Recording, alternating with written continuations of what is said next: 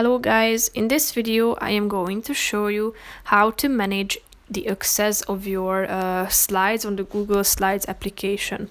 But first I just want to mention, don't forget to subscribe to my channel, because at 10,000 subscribers I am going to show you my whole YouTube revenue statistics and growth strategy, how to make money online. So let's jump into it. First of all, open the application on your phone. Then you should tap on that one document that you would like to work with.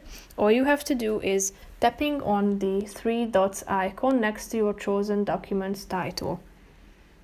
Then scroll down till you find this Manage Access section and click on it.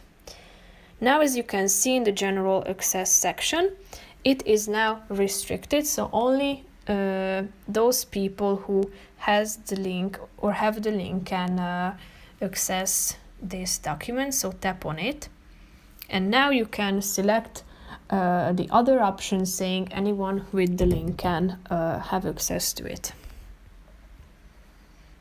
You can also select what those people can do. So now it's set to the viewer function, so those people who possess the link can only view your file, but they can also comment it or edit it by if you tap on the comment option, then you update this function. If you go back, you can also add people to your file by tapping on this person icon at the top of the screen.